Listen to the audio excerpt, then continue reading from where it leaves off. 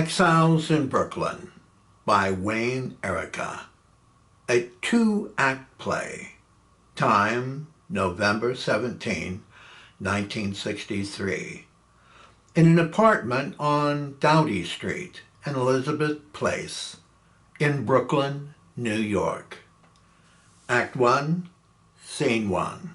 It is a cold November morning on Doughty Street, on the corner of Elizabeth Place, in the shadows of the Brooklyn Bridge towering above Marvin Porter's small New York apartment. It's in the corner of the Bloomfeld Mansion firebrick building, and his closed window can't keep the busy morning traffic noise from filtering in. This has been his refuge for the past 8 years without stepping outside. The last time he walked down the Brooklyn streets was on a dark and icy night in 1955, when his life tragically took a detour from the world he once intimately loved. Now, living alone and having a sickly, estranged mother who hasn't seen for many years, and having his overbearing older brother who delivers his weekly groceries every Thursday, Marvin tediously spends his days writing obituaries for a local newspaper. It's November 17, 1963, and Broadway's production of Camelot had its successful run at the Majestic Theater.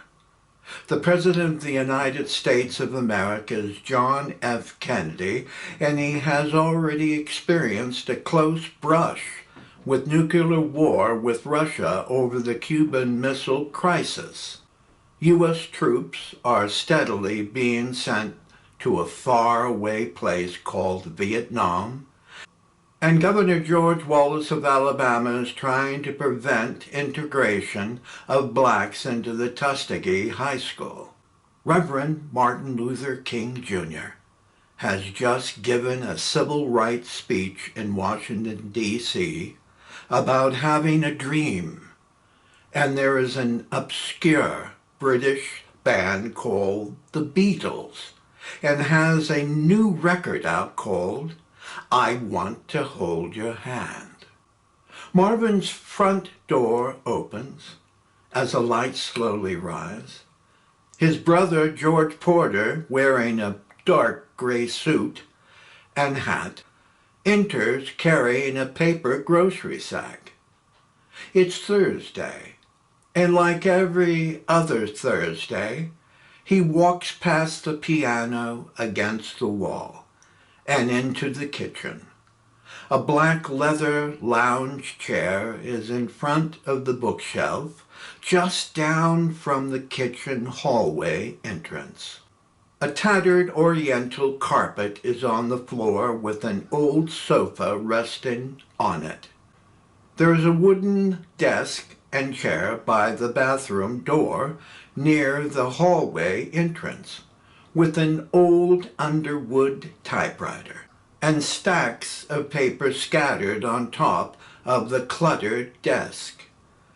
On the walls are an assortment of picture frames, mementos, and various knickknacks from his past. George enters from the kitchen. "Marvin!" He goes to the typewriter, pulls the page from its cartridge, and he sits in the black chair and sarcastically reads out loud the obituary. Thomas Williamson, honorary club member, father of 3 and United States Postal Service carrier for 20 years, succumbed to a year-long illness on November 15, 1963. He will be remembered for his charitable contributions to the Franz Pimpleton's House and Garden Society of Diker Heights. The bedroom door opens. Marvin Porter is 38 years old, wearing crumpled pajamas, and a tattered terry-cloth robe. "What are you doing here? That's no way to talk to your big brother." "You woke me up." "Sorry, it's 9:30 if you care. Do you know your door's lock's broken? It was working for me. Did you do it?" "No. You always have an excuse to blame me, and if you don't want people walking in, fix it." "George, what are you here? It's Thursday." "I'm always here on Thursdays. It's a grocery day, right?" Marvin notices this missing page from the typewriter. "Where is it?" "Where's what?" "You know damn well what. What are you talking about?" "My paper and my typewriter. What did you do with it?" George nonchalantly holds the paper up from behind his back. "With a little luck, you'll win the Pulitzer Prize for Obituary of the Year." Marvin grabs the paper and rolls it back into the underwood typewriter. "Isn't anything sacred to you?" Sure. The Magna Carta and Gettysburg Address, but not the schluck you write. You should be making novels and plays, something respectable Mother would be proud of. Even a cookbook would be better than writing about dead people. You're not my agent. Don't pop a blood vessel, baby brother. Where's the coffee? Do you have something against caffeine on Thursdays? Marvin opens the front door. "See you next Thursday." "Why the bum's rush?" "I want to talk to you about something." "Write me a letter." Marvin starts for his bedroom. "It's about Mother." "Did she put me back in her will?" "No, that hasn't changed." "I'm tired and have to piss." "What is it?" "I need a cup of coffee first. There's a diner on the corner." "If there's no coffee, then you're stuck with me for the rest of the afternoon. When was the last time you cleaned this pigsty?" "What do you care? Are you working for the health department?" "If I was, you'd be evicted now." "Stop breaking my balls, George. You're not going to make me mad." "Not until I get my coffee." "Screw it. I'll get it." George starts for the kitchen. Marvin stops him. "You're not rummaging in there." "Rummaging? I'd rather stick my head up the ass of a constipated elephant. I just want a damn cup of coffee." "I'll get your goddamn coffee." "I'll do it." "I don't want you in there." "I put your groceries in there every Thursday." "That's different." "What's different? Is this Thursday any different than any other Thursday? Don't confuse me. You make me feel like I can't figure things out my own way. Why? Who the hell cares? It's Thursday, damn it." "You want coffee?" "Yeah, I want a fucking cup of coffee." Marvin enters the kitchen, leaving George in the living room for a short moment of silence. "Mother warned you about living alone, and I swear you're growing loonier by the day. I've got friends. The Pope's got a mistress too. You don't have any friends, Marvin. You only have suckers running errands for you. You're a grown man still living with our mother. And what gives you any right to lecture me? At least she has one son who sacrifices his life for her, and look where you're at. You're in a dump and going nowhere." "Spare me. The holy crap, St. George. You want cream and sugar?" "Black. It's always been black." Marvin steps into the kitchen doorway. "So, what's up with Mother? When was the last time you saw her?" "It was on her birthday." "Yeah. Her 64th birthday, but she's 72 years old now. So what? A few years have passed by. It's not a crime." "That's all you have to say? I swear the doctor dropped you on your head when you were born." The water pump whistles. "I hope you like Sanka, as long as it's black." George sits in the black leather chair. "You know something, little brother? You were normal once. Remember when we were kids jumping on the Flatbush trolley in those hot summer days in Nathan's hot dog shake at Coney Island? and about when we were watching the Dodgers at Ebbetsfield. Now, those were the days. Then comes the 1955 bums clobbering the damn Yankees, and you did a swan dive off the Brooklyn Bridge. You think I don't know what you went through? Everyone knew, especially Mother. Marvin breaks a cup of coffee to George. Especially Mother? And since when? How many more years do I have to convince you that she was broken when you did that? It wasn't my fault. Nobody pushed you, Marvin. How was she supposed to know you would do something like that? If she listened to the radio instead of sipping sherry and playing pinochle at the women's auxiliary, she might have known better to keep her mouth shut. Was she supposed to be Madame Medusa, the mind-sucking psychic? She ruined my life, George. Look at me.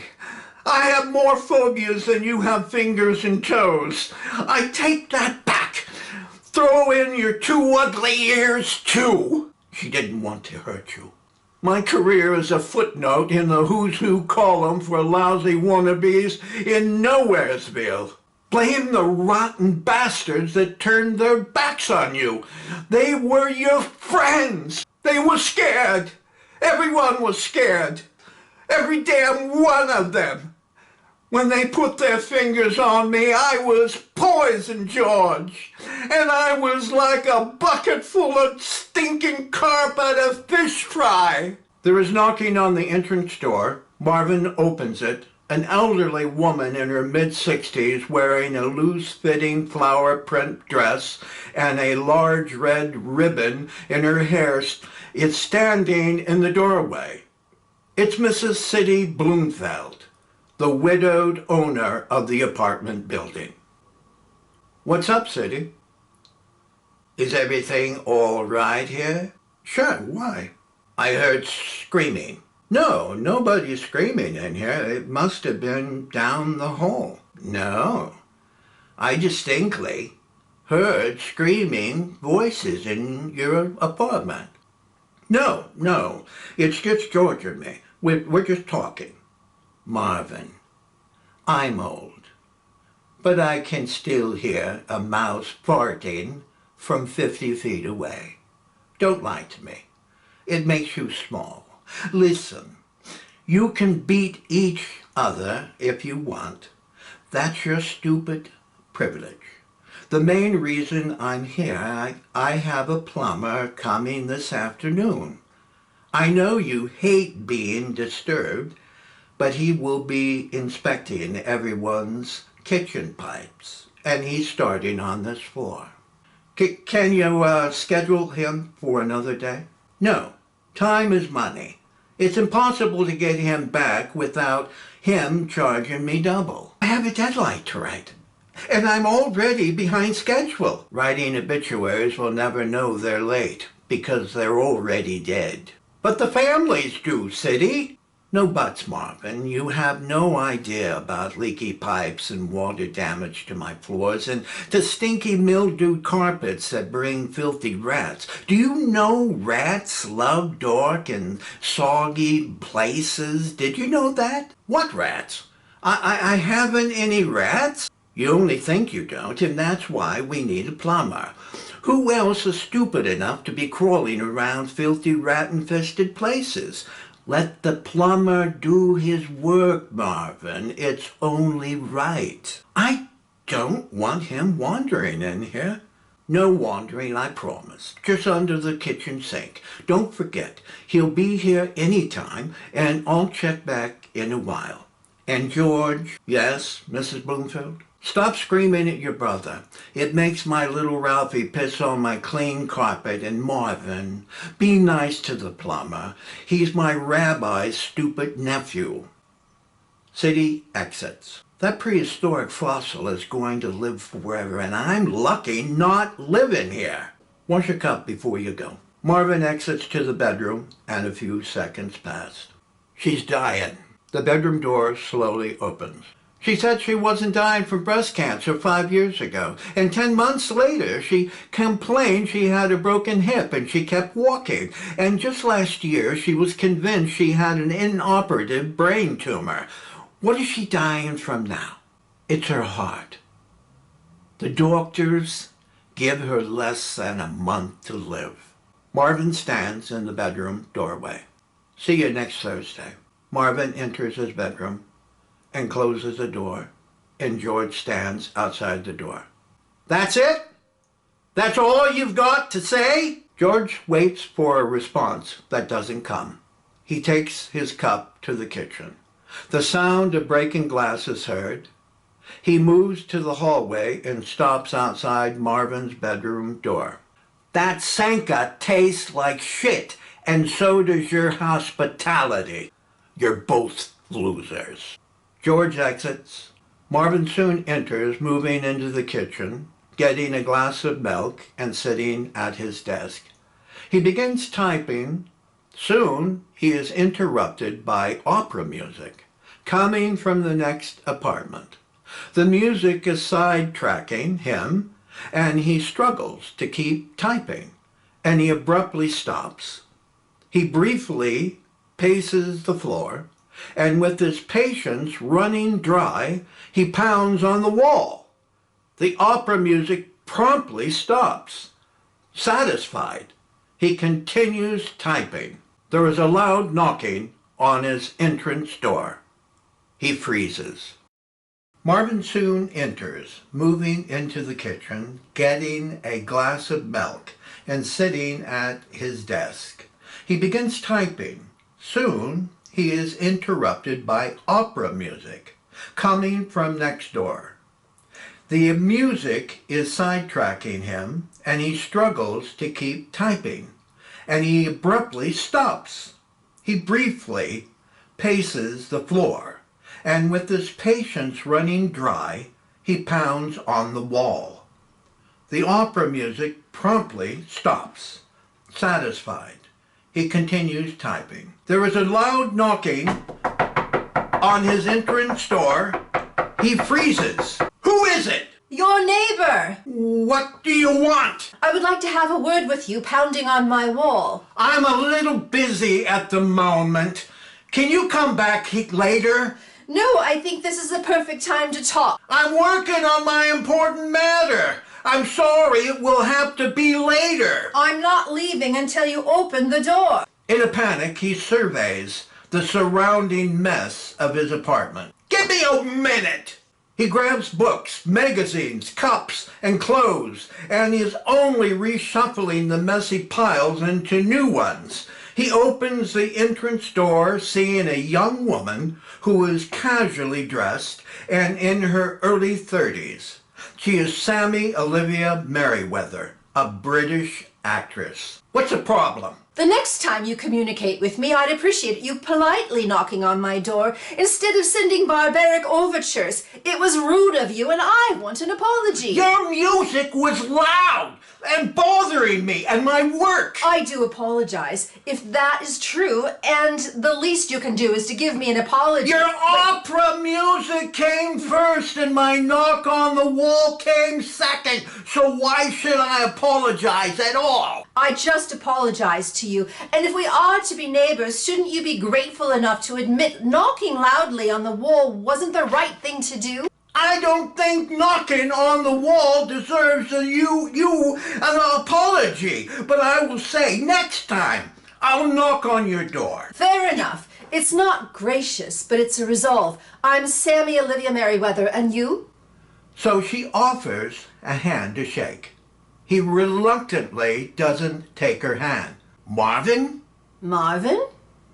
Porter. I don't mean to be rude, but I really need to get back to my typing. You're a writer? Yes. What do you type? I write about people. Are you a novelist or a playwright?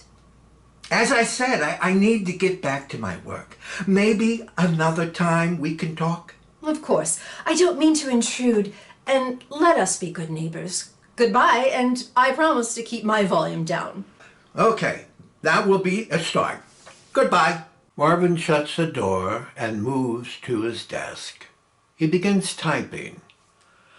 There is a knock on the door, and Marvin stands up quickly and opens the front door, thinking Sammy has returned. What the? Standing outside the doorway is 43 years old Baxter Hennessy, Marvin's longtime friend. He has 2 suitcases on the floor, and he is casually dressed in dark slacks, a white long-sleeved shirt, and wearing a knitted, colorful beret on his head. I'm an orphan again. What did you do now? You really don't want to know. Aren't you going to ask me in? I'm thinking about it. Is he going to be pounding on my door again? No. This time it's completely over between us. I finally saw the true man that I loved, and he wasn't faithful to me at all. Marvin, do the neighbors need to know all about my soap opera? I'm not promising you anything. Do you understand? There is a cot in the broom closet, and you can sleep in the kitchen. Will that do? Yes, completely. It didn't work out before, but I'll let you stay here long enough to find another place to live, okay? You're so kind. Stop flattering me. It doesn't work anymore. Grab your bags and put them into my bedroom so we won't trip over them in the kitchen. Baxter picks up his 2 suitcases and enters. If I'm looking correctly, the banana peel is exactly at the same place near the flower pot by the window. How many weeks ago was that? Don't bother me. Well, into your bedroom I go. And what marvelous surprises await me there. Don't touch anything. I like everything just where they are. Baxter enters the bedroom, and Marvin sits at the desk and begins typing. Baxter speaks from within the bedroom.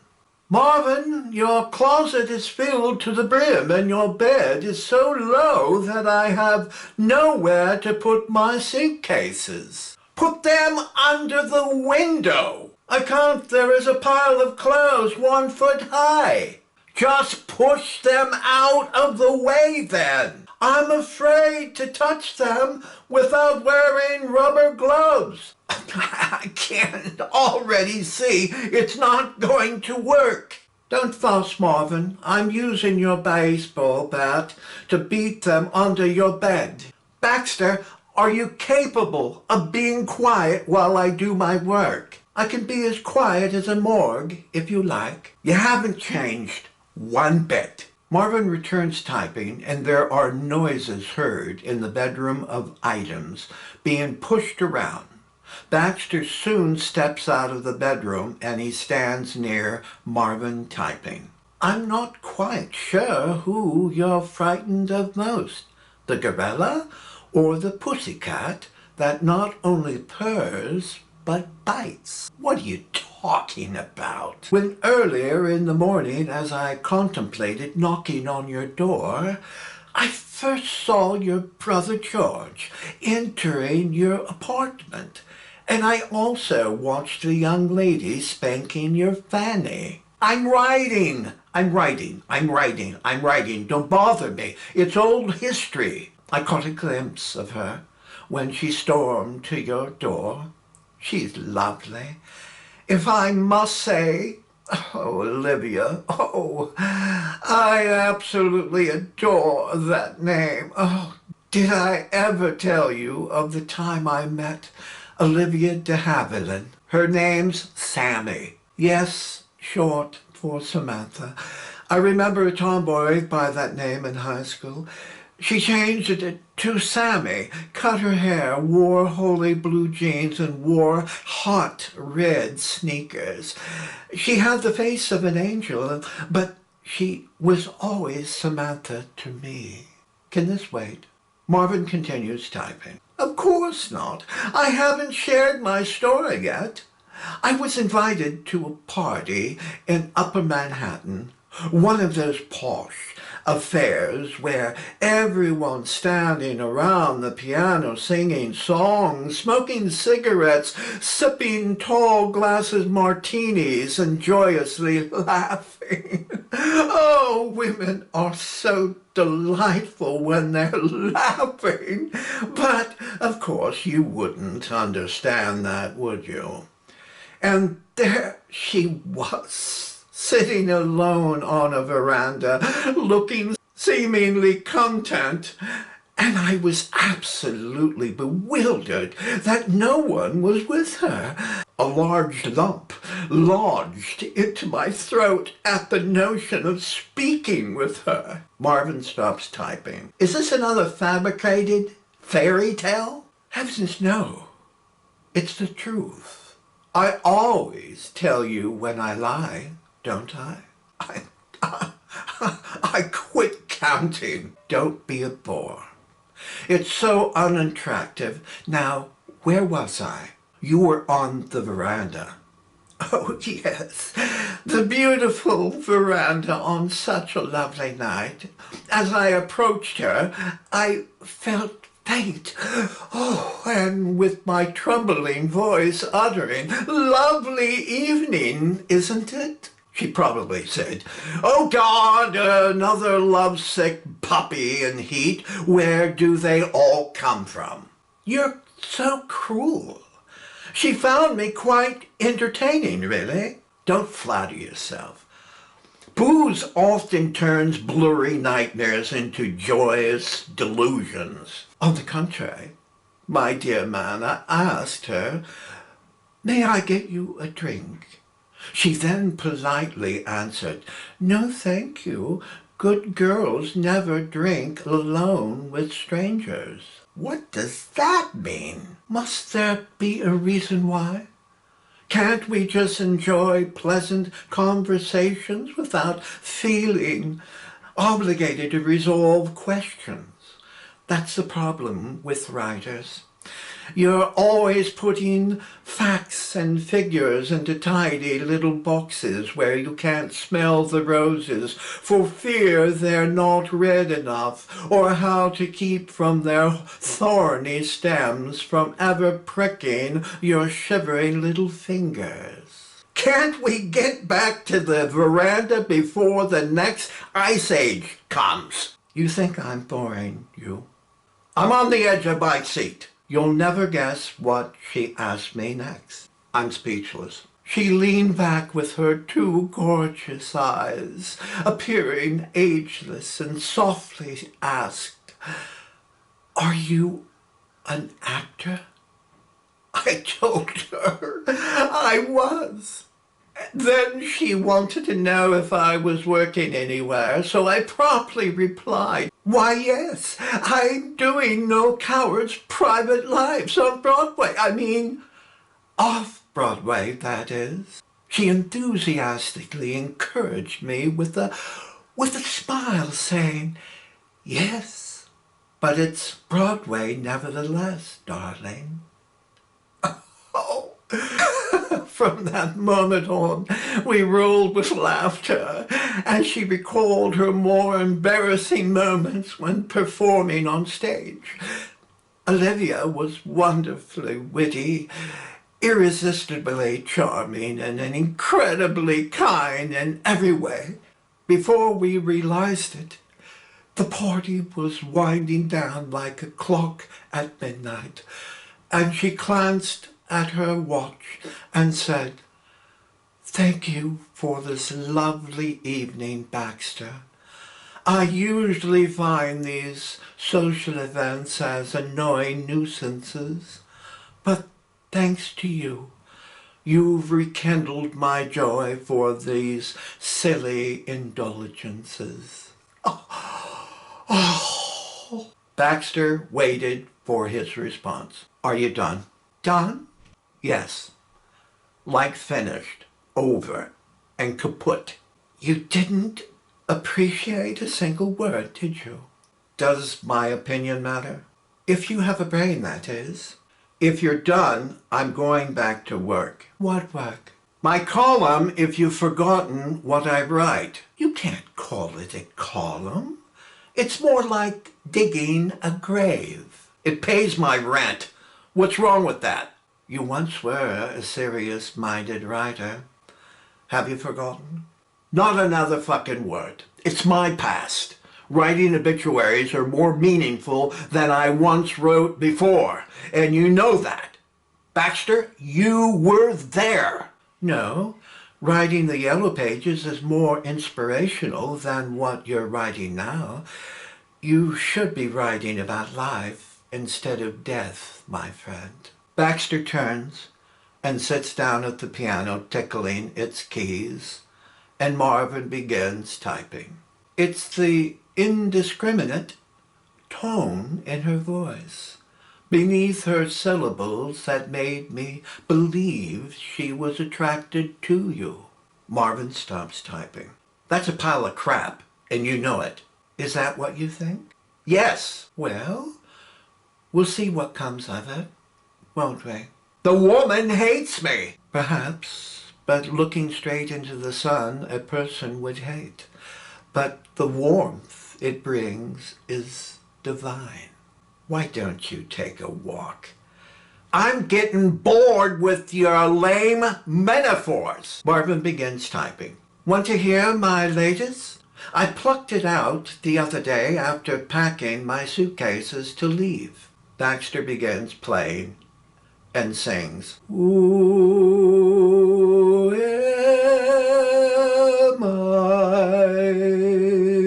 What is this feeling my soul is revealing to me? Where am I? What am I doing here? Will I conquer my fear now?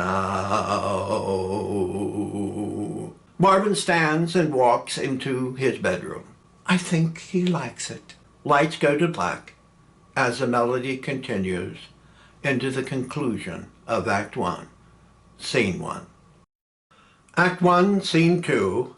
It is later in the day as Marvin is typing with the light slowly rising up, and there is knocking on the front door by City Bloomfeld. Marvin, are you going to leave an old woman standing in the cold? Let me in your bolt wall before I get nasty, dear. Marvin opens the door as she enters. What's up, City? The plumber canceled, so you're off the hook. My aunt once married a plumber and complained how he always stunk like a dog kennel. Let me tell you, our family dinners weren't very fun. When he stepped through the door, we'd rush him out into the patio where there was fresh air. Oh my God, I still smell that poor man in my dreams. Did his wife ever ask him to change professions? She did, but he wouldn't listen to her. He not only stunk, but was a cheat and a rotten liar. Even as kids, she made poor choices. Her life was a mess, especially after he had an affair with the ditzy clerk at the hardware store. Did they divorce? Heavens, no. Her rabbi wouldn't condone it. He believed once you're married, it's a life sentence. Only death do you part. From that day on, he lived down in the basement. They lived that way until he died of lung cancer when he was 63. To this day, I still wonder if it was the cigarettes or sewer crap that killed him. Are you going to stand there like a slug or offer me a drink? What would you like? Forget it. I'm still bloated after having breakfast. Listen, I need to discuss a very delicate situation with you. What about? I don't like talking behind people's backs, but there is a possible ramification on this floor of the building. What is it? Look into my eyes and promise you'll keep it a secret. Are you, are you having an affair with the plumber? God forbid. No. Far worse than that. Well, what? Stop rushing me. Can't you see I'm upset? This isn't easy to explain. City, what is it? It's not an it, but it's a who. Who? Have you met your new neighbor? Yes, just this morning. Do you think there is anything odd about her? I don't know, City. She talks with a British accent, so what? She's pretty, a foreigner, and I don't know her from Adam and Eve. I'm confused. I need your eyes and ears for me, Marvin. You want me to spy? Yeah, I guess so. I'm not in the spying business. I'm a writer. Listen to me. There was once a young lady in apartment 23 on the second floor a few years back. She must have been an army recruiter with the stream of men coming through her door. It took me months to get rid of her. And don't forget, catching a disease is easy, but ridding it is almost impossible. You think she's a prostitute? Shh, don't say that. She might be hearing through the wall. They're the worst kind. Purity on the outside, but underneath, they're fire-breathing dragons. City presses her ear against the dividing wall. Hear anything? Don't be a smart-ass. And in the meantime, keep your eyes and ears on her. For me, okay? And before I go, are you still writing those stupid obituaries? That's how I pay my rent, City. I told you before, my cousin's a newspaper editor. He needed a writer and I needed a job. I have a cousin in Chicago who owns a slaughterhouse, and I don't stand in pig guts for him. Is there a moral in this? Yeah, don't sell yourself short. Losers are afraid of success, and they would rather bend over and grab their ankles than reaching up to the stars. Thanks for the imagery. Don't mention it, but remember, be all eyes and ears. Sure, all four of them. Now go back and write about your dead people. Who knows? Maybe you'll learn something what I don't know. City exits. Marvin moves to his desk. He begins typing, stops, ponders for a moment, stands and presses his ear against the wall as the lights fade into black. The telephone rings in the dark, then a light is turned on as Marvin picks up the phone receiver. Hello? It's the middle of the night. Slow down. When? I'm not coming. Just explain it to her. What did the doctor say? No, George. I'm getting off the phone and going back to bed. Marvin hangs up the phone, and as he moves into the bedroom, he hears someone knocking on the front door. Open up, it's me, Sammy. Why are you knocking on my door? It's 3 o'clock in the morning. Let me in. I'm a night bird looking for a perch. There aren't any branches in here. Go home. Be a sport and let me in. I was never good at games. Go away. I think I've got to pee. He quickly opens the door, and she enters cheerfully, walking around the room with Marvin standing totally confused. The bathroom's by the door. I already did it in the alley. Can you make me a drink? No, you're already drunk. She twirls about the room. I'm a ballerina, lifting my dreary heart upward and never being earthbound again. He twirls laughingly, round and round until she falls into his arms. Hello, stranger who brought you into my life. He struggles with her in his grasp. Let me take you to your apartment. She wraps her arms around him, squeezing him tightly. Why ever for? Don't you like me? Baxter enters. It's a little late for the tango, don't you think? Do I know you? Not officially, and you're one cocktail too many. It's time to say goodnight, Olivia. Baxter frees her grasp from Marvin. Do I have to? Yes, you're greatly in need for your beauty sleep, dear. I don't want to go to sleep. It's a bore. Be a good girl now. Right foot forward, swing your left leg nicely behind the other. But I want to play with Marvin. Baxter moves her to the entrance door. Say good night so we all can go back to sleep. Goodbye, Marvin. I'm being kidnapped. Baxter opens the entrance door and exits with Sammy. Marvin moves to the window and looks out at the Brooklyn Bridge. Baxter soon enters the room.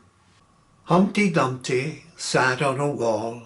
Humpty Dumpty had a great fall. All the king's horses and all the king's men couldn't put poor Humpty Dumpty back together again. What does that mean? Your life, as you once knew it, is now officially over, my dear friend. Your metaphors never make any sense. I think they do, and so do you. That silly, lovely woman has you in her headlock, and you won't be able to escape. God, I'm not the least interested in her, or for that matter, anyone else. I'm going to bed. You're not getting off that easily. How would you know? You've never touched a woman in your life. So what makes you an authority of what I should do? You don't have to bed them to understand them. I've been an admirer of women for many years. I'm tired of listening to you. Good night. Marvin walks into his bedroom. Do you remember when we first met? I'm tired of hearing you, looking at you, and think about where you're going in the morning. You were in the 5th row in the theater. Do you remember old Garish? That damn bastard wasn't a director. He was a tyrant. It was your first play, and his interpretations were always his law. I auditioned for the lead role, and I was late on arrival, and Gareth said, "Get the hell off my stage if you're tardy once. A good bet you'll fail me in the end."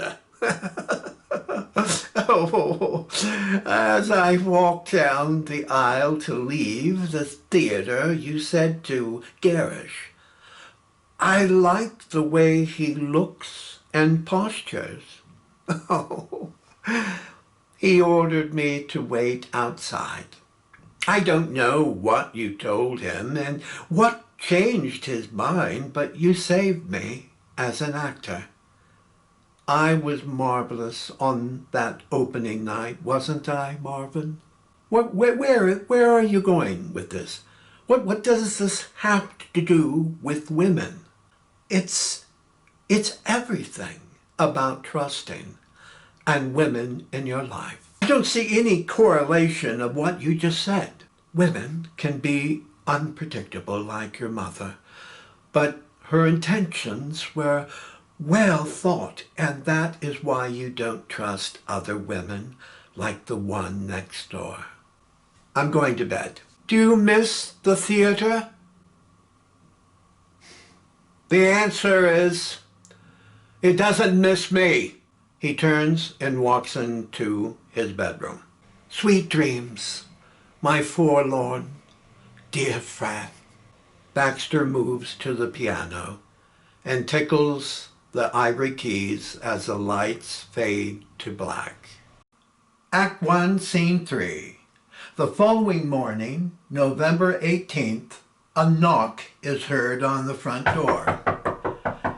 Lights rise as Baxter appears in the kitchen doorway wearing an apron over his black slacks and long-sleeve shirt. All right, don't bruise your knuckles. The cavalry's on its way. He opens the door and Sammy is standing there holding a potted plant. Oh, you. What's this? A floral delivery for me? No, it's for Marvin. Oh, I'm always the one overlooked. And what occasion brings you this lovely morning? I'm here to apologize for last night. All's forgiven and buried. Do you care to come in? Yes, that would be nice. Sammy enters and Baxter shuts the door. Oh dear, do you smell something burning? Why, yes, a little, I think. Baxter quickly moves into the kitchen. Oh my, I put the stove dial on 8 instead of 3. I'm working on a new recipe of toffee pudding. Make yourself comfortable. Where should I put the plant? Wherever the sun shines most. Do you care for a cup of tea? I'd love some, thank you. Would you like a pinch of cream and sugar? No sugar, but cream, please. Is Marvin here? No, he's laundering his skivvies and socks down in the basement. How long have you been roommates? We're not roommates, and I'm currently in exile in Brooklyn. I'm just staying here a few days to get my compass working again. You're English. Where from? I was born and raised in Guildford. Lovely city. I once did a play in Guildford. They have fantastic audiences, but their dressing rooms are atrociously skimpy. Are you still an actor? Why, yes. I'm flattered you care. Oh, because the casting directors don't. Your resemblance reminds me of, oh my, what's his name? He is on the tip of my tongue. Oh, that's me. Totally forgettable. The teapot whistles and he enters the kitchen. I've seen him so many times. Where's my memory gone to? If it is any consolation to you, I forgive your absent-mindedness, because my vanity would wither away if that actor never met my standards in every way. It is best we let him go up in smoke. What was the name of the play you were in? Oscar Wilde's Marvelous, The Importance of Being Earnest. I played Cicely at the Strand Theatre in London a few years back. Oh, my. How we obviously share an abundance of good taste, don't we? Yes, I suppose it was fun. Are you working anywhere? Well, actually, I'm in between productions now, better known as an actor's purgatory. And how about you? That is what brought me to New York. I'm cast in an original play by an unknown playwright.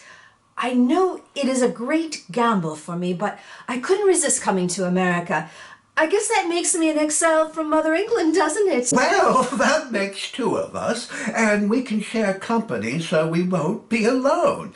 Is it a good play? It's fairly clever, slightly witty, but I have the lion's share of its dialogue, but I do have my doubts. The New York critics will definitely remind you of your performance, and be assured if the quality of the production lacks, they may not want to see you ever again.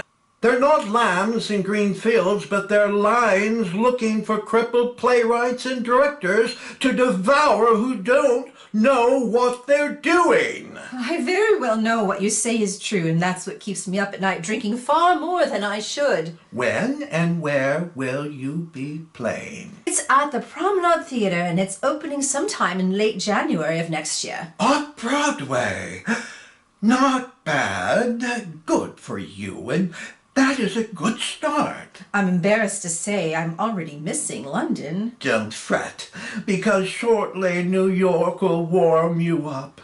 New Yorkers don't like losers before they fight, and if you do fight and lose, they will slap you on your back.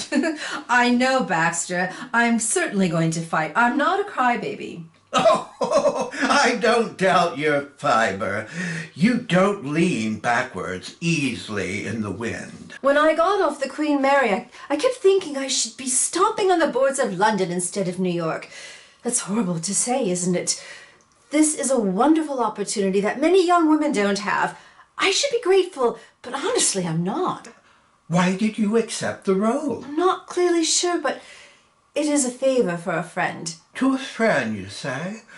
I know that very well. Friends can often lead us astray to places that where enemies never can. Who is this friend? He is a producer. Oh, I know how that goes.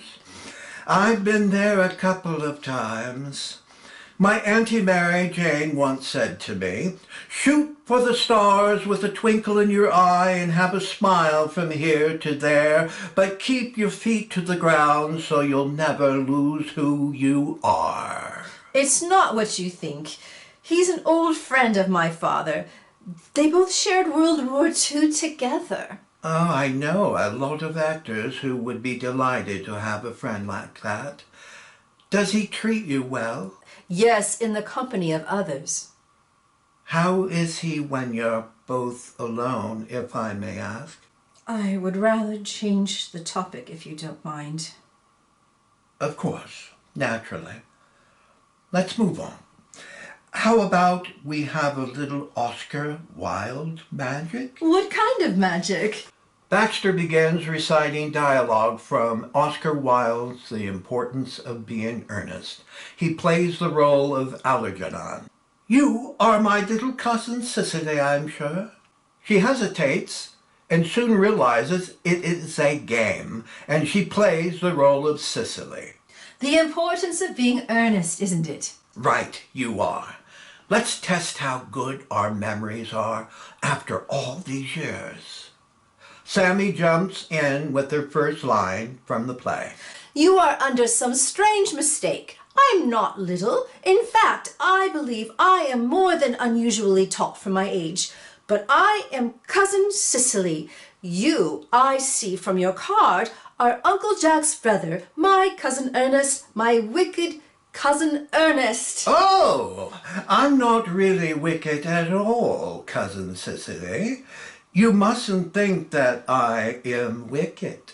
If you're not, then you have certainly been deceiving us all in an inexcusable manner.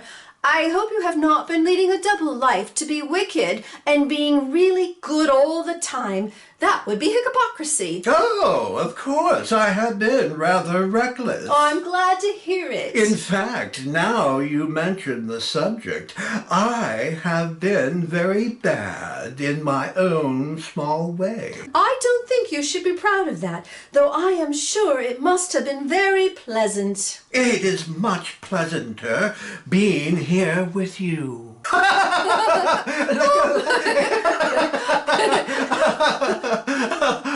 Whenever my mood drops a notch, Oscar always rushes to my rescue. You're marvelous, Algernon. And you, my dear, as Cousin Cicely, too. Oh, you're really quite good. What did you say? You're a fine actor. Pardon me. I didn't quite catch that. What I said was Sir Laurence Olivier would quiver in your presence on stage. That is what I thought you said. More tea? I would love some, thank you. What a tragic end for one so great. Who are you talking about? Oscar Wilde. What a horrible end for him that he had. He went to prison, didn't he? Yes, for being a homosexual. Did he ever write another play when he left prison? No. He lived out the rest of his life as a broken man to the end. What a dirty shame to do to a genius of humanity. His very last writing was a long poem called The Ballad of Reading Gaol in 1898. What was the subject of his poem? He wrote about the dismal days in prison and humiliation they laid upon him during his trial. He lived 2 hard-labored years within an 8-foot by 5-foot brick cell. All for that, because of his kissing and caressing a man when a woman was allowed to touch one, but not sent to prison. Half of our cast is homosexual, but they're not criminals, are they? Apparently, in America, it is what state you live in, because they just started decriminalizing homosexuality in 1962. I'm one of them, Sammy.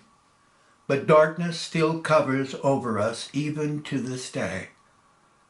We're not free to love whom or where in New York. George enters the front door and is surprised seeing them. Hello, Baxter. What a surprise seeing you again, George. Is Marvin here? Not at the moment. He's doing his laundry below. We're having tea. Would you care for a cup? No, I'm a coffee man. That is what most Americans say about us Brits, thinking it's too feminine for men drinking tea. Oh, let me introduce Marvin's new next-door neighbor to you. This is Sammy, and she definitely isn't a boy, as you can see. Sammy, this is Marvin's big brother. It is nice meeting you, George. Yeah, you too. Well, I never expected you ever having a girlfriend, Baxter. Not to contradict you, but I did have a girlfriend in my year 5, just for the record. Are you still working on the NYPD Vice Squad? Yeah, I'm still on the beat, and about 2 weeks ago I busted a couple of your friends at Tony Bonner's supper club. Were they stealing pork ribs and macaroni? No, they were smooching in the bathroom. Well, at least they weren't mugging anybody. And how many days did they get in the can for smooching? I just arrest them, and they go to jail. That's all I know. And I don't know how long they stay there. Are you staying here long, Baxter? I just arrived yesterday, and I'm considering going to Las Vegas, Miami, or sunny California. Well, the sooner you get out of Brooklyn, the more tan you'll get. It looks like I have to go down to the basement. He's probably putting nickels in the dryers instead of dimes. Have a good day, young lady, and Baxter, you're going to have to dine elsewhere, because the Tony Bonner's Supper Club is being closed. George exits. His brother clearly hasn't any similarities to Marvin. Did their mother have a secretive affair? That's a thought, and George might have been fathered by a corner store meat butcher, and she got a reduction in price on chicken and hamburger. Aren't we an evil twosome? We most certainly are. This may be rude of me, but what kind of relationship do you have with Marvin? We're hardly intimate lovers, if that is where you're going. Oh, I'm embarrassed. I shouldn't have asked. Of course you should. Don't be. Now you know. I love him like a brother. But never in my wildest dreams would I be courting my dear Marvin. It was stupid of me to ask. There is nothing wrong being curious. He's straight as an arrow, but I'm a little wavy. I find him a little odd, don't you think? Marvin has always been a fish out of water, and he has forgotten how to swim. In what way not swim? Nearly a decade ago, he lost his creative spark as a playwright. He was brilliant, witty, and New York loved him. What then happened to him? That, my dear, would take an exhausting explanation for another day.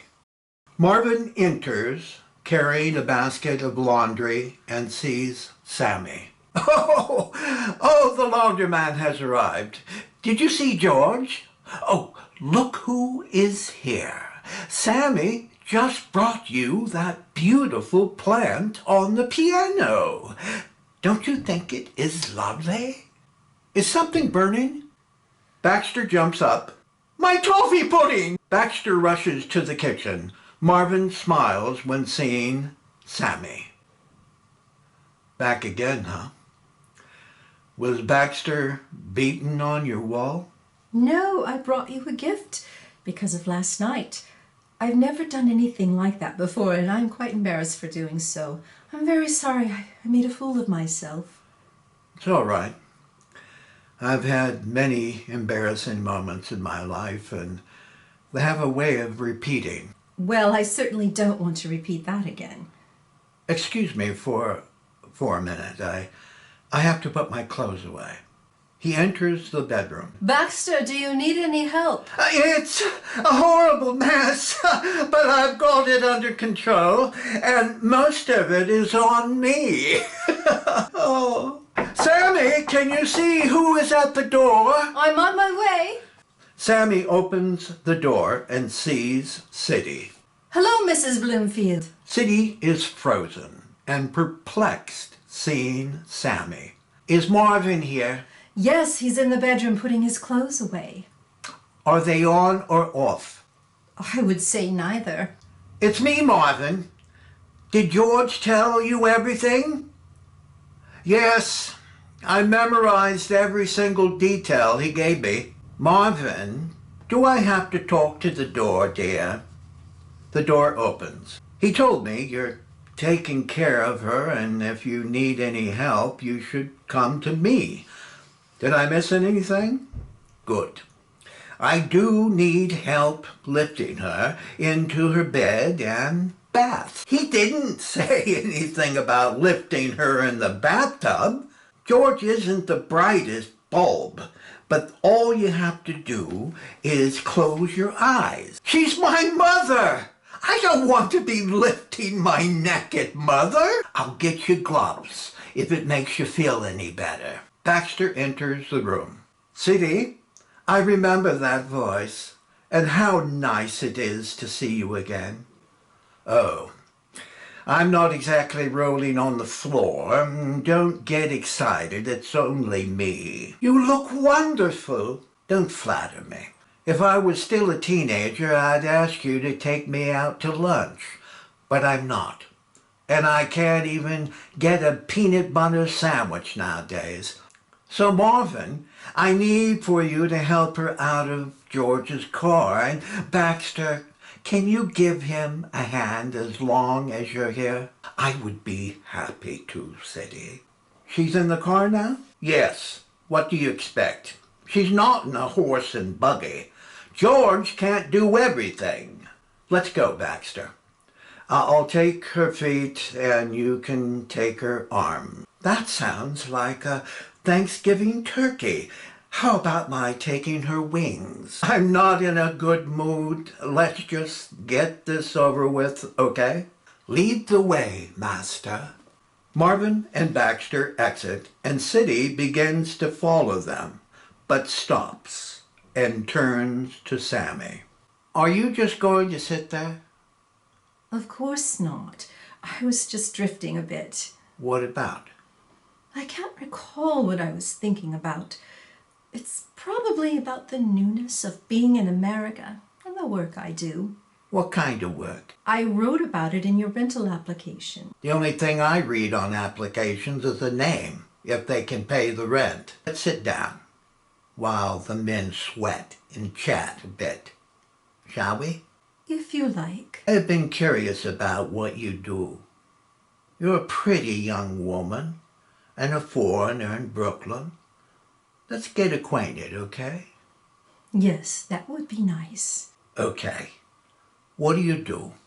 I'm an actress. How about that? Really? Yes, that's why I'm here in New York. I once clapped thunder on the stage when I was younger than you. Here in New York? Yeah. When I was a young girl, I sat in Manhattan Nickelodeons watch an actress. Florence Lawrence performing in every Mack Sennett film I could afford to see. When did you start acting? Oh, I was a waitress at Kett's Delicatessen on the Lower East Side when my first opportunity hit me square in my face. A tall, slim, dapper man named Larry, sitting at the counter, handed me his business card. And he said to me, "You've got a pretty face, young lady. Have you ever considered entertaining on the big stage?" Oh, I was flattered and took the card, and he said, "Go to the backstage door and tell Benny that you want to see Mr. Riggin. He'll know what to do." I took his advice, and I caught a trolley, and I soon walked through a dark alley to the backstage door. Sure enough, Benny ushered me to the main stage. I was nervous and choking from cigar smoke when I heard a gruff voice in the back seat row. "All right, little lady, take your top off and show us why we should make you a star." Oh, that dirty putz, Larry, forgot to mention that it was a burlesque theater. Did you take it off? Are you kidding? I can't look in the mirror after having a bath. Oh. The girls at the Cat's Deli gave me a few pointers of the art of auditioning. Patrice taught me the yees and yays of Shakespeare, and Marla had me speaking accents in Japanese, Russian, and a little Texas drawl. My neighbors pounded on my door complaining I sounded like a zoo. Then what did you do? One afternoon at Cat's, Clifford Audits and the funny little man Strasberg was sitting at a booth in my section. Audits said to me, "You'd be a perfect Edna." Stupid little me, "Who's here?" Stupid little me said, "Who's her?" He says, "Edna, I'm writing a play and you would be perfect." I asked, "What is your play's name?" Strasberg says, "It's Waiting for Lepty." I asked, "It sounds stupid, but when can I audition?" Then Audit says, "I'm not finished writing yet, but talk with Lee and he'll fix you up with something other in the meantime." Did you talk to Lee? Yeah, and he put me in a play right away. And that was my humble beginning as an actress. Were Audits and Strasberg popular then? What rock are you hiding under? They were two of the biggest names on Broadway. Oh, I was only taught Shakespeare, Shaw, Coward, and OKC. I know Shakespeare, but the other three bums I haven't a clue. By the way, I was the understudy of their new play, The House of Conley, in 1931 at the Martin Beck Theater, but not one single person ever saw me on the stage. Why? Did the critics not like it? No, the leading actress never got sick or had a broken foot, but I did got a few small parts here and there to keep me living. Then Mr. Ralph Bloomfeld came into Kett's Deli and ordered a cup of coffee, and he looked up into my eyes. Then what? He asked me for a date, and 6 months later, on a chilly morning when we were standing on the Brooklyn Bridge watching the tugboats in the harbor, I whispered in Ralph's ear, "Congratulations, Mr. Bloomfeld. You're soon to be a father." No. Yes, and when looking back, everything worked out just fine for us. What a charming story, Siddy. But what happened? And my only regret was not playing Lady Macbeth. Oh, what a shame, but you would have been marvelous. If you keep throwing obulations at me. You just might be my very best friend. Marvin enters. You're needed, City. George and Baxter want to bring my mother's last items to her home before it gets dark. Well, off I go then. Sammy, let's do this again. Yes, let's do. City stands up. Did you have any kind words for your mother, Marvin? I was too busy. Yes, as incorrigible as ever. And when will you ever grow up? Sammy, he could use a few lessons of kindness and manners. And Marvin, forget about spying. It's beneath your integrity, dear. City exits and leaves Sammy alone with Marvin. Well, I don't want to overdo my visit, and I know you must be busy with your work. Sammy stands to leave. Yes, as a matter of fact, I do. Well, I thoroughly enjoyed talking with Baxter and City. They're both quite charming, don't you think? I imagine so. Well then, goodbye. Sammy moves to the front door. Thank you for the flowers. Sammy turns around, facing him. You're welcome. I don't, always work all the time. Perhaps, would you like to talk sometime?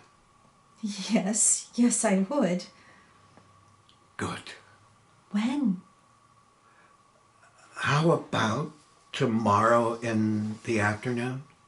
I have a rehearsal throughout the day tomorrow. Will you be free in the evening? Yes, I am. Maybe we can have a dinner together here? A conversation over dinner is always my favorite thing of getting to know another person. Don't you agree? Yes, yes. And what time would you like to come? Well, would 6 o'clock do? Oh, 6 o'clock. Yeah.